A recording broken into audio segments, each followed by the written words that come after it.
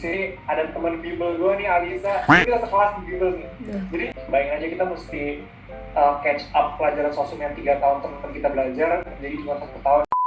Sebenarnya kalau udah dengerin di kelas pas selama SMA kayak itu bakal easy banget, cuman dalam kasus ini gue nggak gitu. Jadi Flip DBL juga. Iya. Itu ada quotes gitu dari anak TV. Jadi anak TV itu jago di semua bidang kecuali bidang.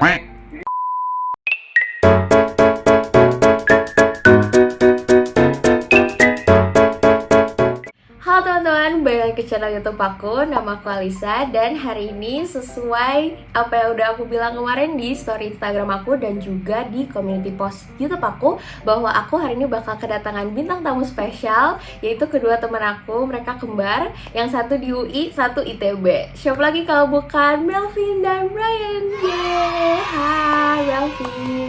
Hai. Boleh dong perkenalin diri dulu nih ke teman-teman. Siapa namanya, terus dari mana, dari fakultas apa, jurusan apa, dan tahun masuknya. Jadi hai semuanya, kenalin nama gue Melvin. Jadi biasa Bang Melvin dari Fakultas Hukum UI angkatan 2020. Salam kenal semuanya. Nama gue Brian Gen, Panggaja Igen. Gue dari Sekolah Teknik Elektroinformatika ITB 2020. Sekarang gue bakal masuk ke jurusan Sistem dan Teknologi Informasi. Salam kenal. Oke, nah boleh diceritain sedikit nggak tuh? Karena kan kalau yang aku tahu dari backgroundnya, kalian berdua ini waktu SMA dua-duanya sama-sama jurusan IPA. Tapi tiba-tiba satunya banting setir ke jurusan soshum, yaitu masuk ke hukum. Boleh diceritain nggak kesulitan apa yang dihadapi, perjuangannya gimana? Mungkin bisa jadi pelajaran juga buat teman-teman. Mungkin karena di sini gue yang linjur, jadi ya benar kata Alisa, dulu gue SMA gue IPA dan mungkin banyak yang kesel karena gue linjur. Cuman ya here I am.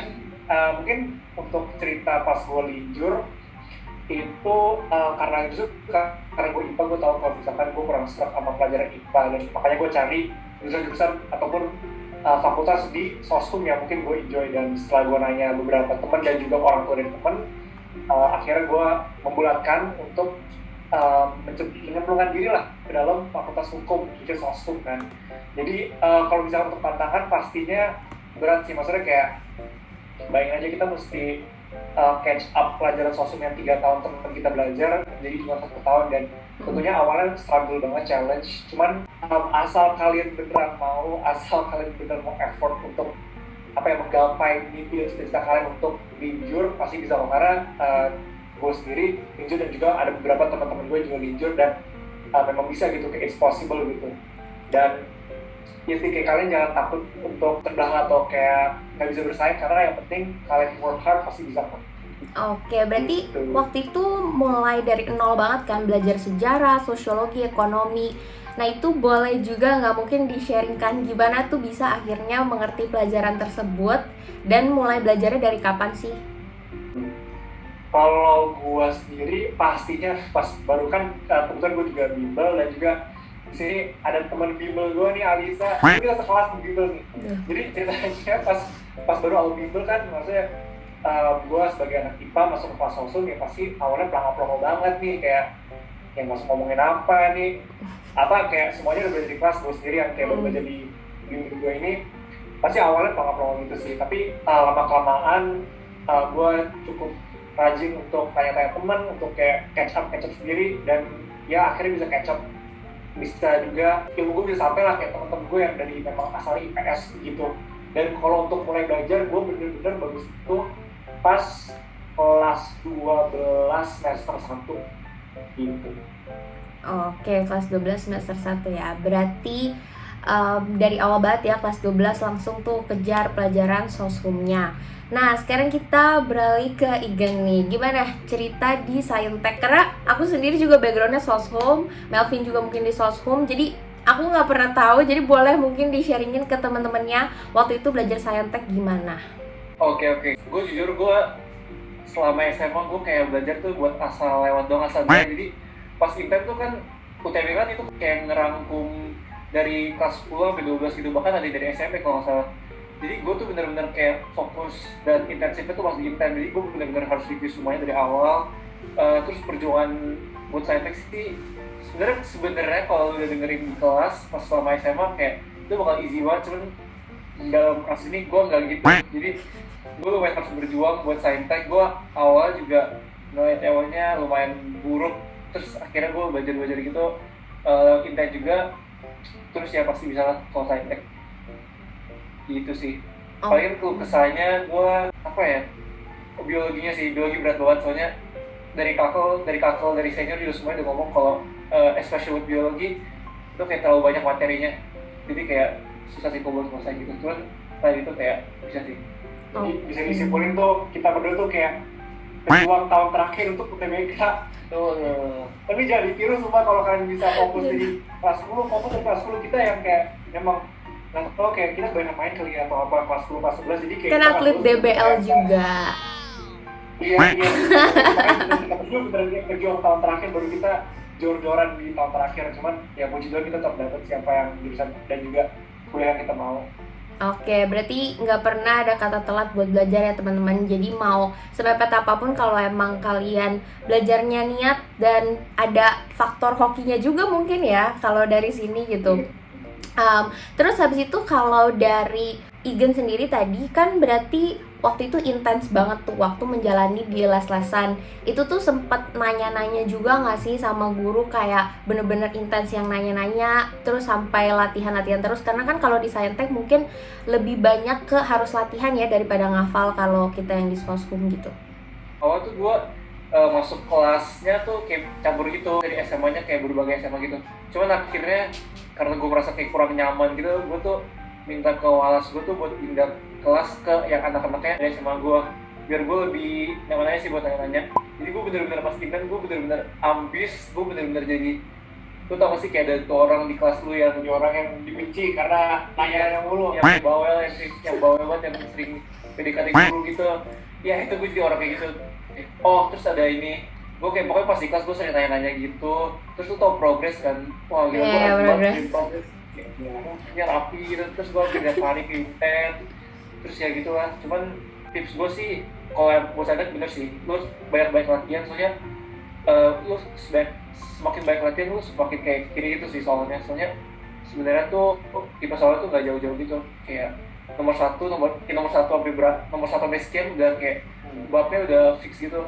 Jadi yang penting lu sering-sering latihan biar lu bisa familiar sih sama soalnya.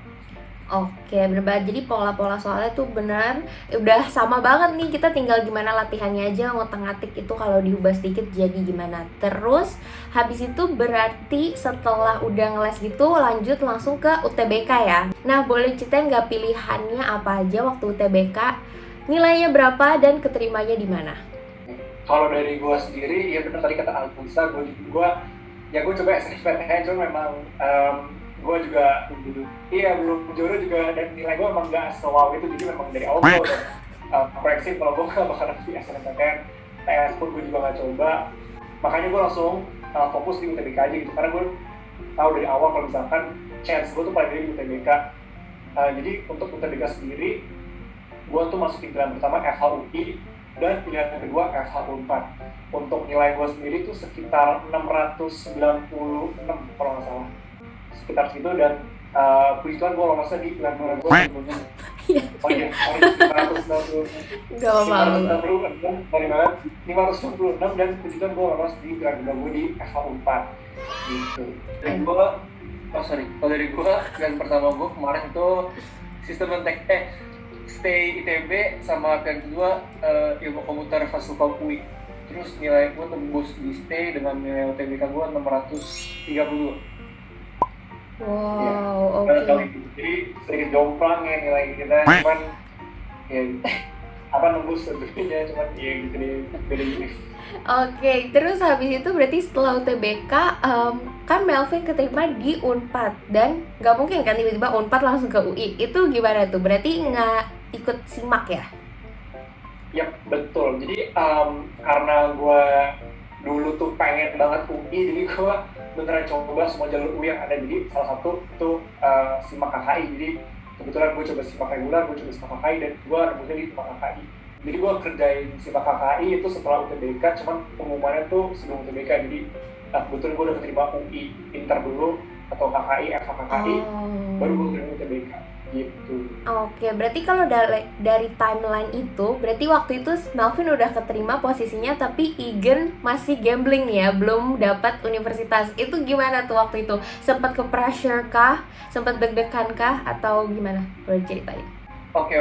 Jadi gue inget banget sih, maksud gue lagi bareng langsung juga sih pas pengumuman UI, terus gue seneng maksudnya happy for him.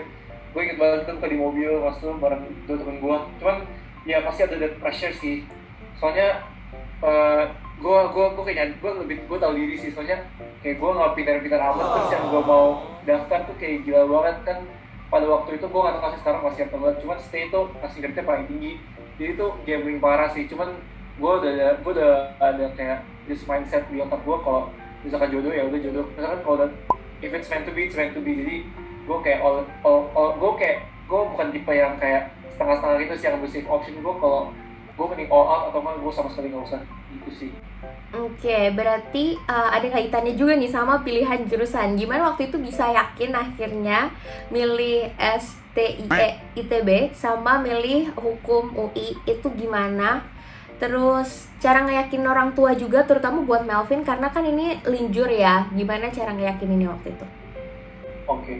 Mungkin kalau dari gue kenapa FHUI, karena ya menurut gue pribadi FHUI itu fakultas hukum terbaik di Indonesia. Maksudnya kayak ya pasti a bit cliche, kayak you've heard it a lot of times, cuman memang gue ngerasa gitu. Dan ini mungkin sedikit subjektif, dan untuk kalau nge-convince orang tua sih thankfully banget orang tua gue memang cukup terbuka dan juga open, dan gue cukup dibebasin gitu, kayak gue pengen belajar apa, gue pengen ambil jurusan apa, tuh mereka cukup open. Dan yang penting gue bisa meyakinkan diri gue sendiri dulu, baru gue meyakinkan orang tua gue. Itu sih tips gue, kayak lu yakin dengan pilihan dulu, baru lu bisa meyakin orang lain. Karena kalau lu sendiri nggak pede, why should other people trust you? Gitu sih kalau kata gue. Oke, well said. Kalau dari Igen? Lu set target, lu jangan lower down your standard sih kalau kata gue. Kalau emang mau achieve the target, lu achieve, lu kayak work for it. Terus dari kayak intent juga gue sempet kayak ada prediksi gitu, terus kayak oke gitu, kayak masih ada harapan lah. Jadi ya salah satu cara buat yakinin ya, selain lu pede, lu juga harus maksudnya lu harus kayak realistis dan pertimbangin itu sih. Terus at the time gue kayak nilai gue kayak bottom line gitu sih, maksudnya masih ada harapan. Jadi gue juga nilai gue kayak dikit-dikit naik, jadi kayak nembus tipis gitu ya, nembus tipis. Jadi gue longgok kayak ini kayak ada a very slight chance, jadi gue gas aja sih.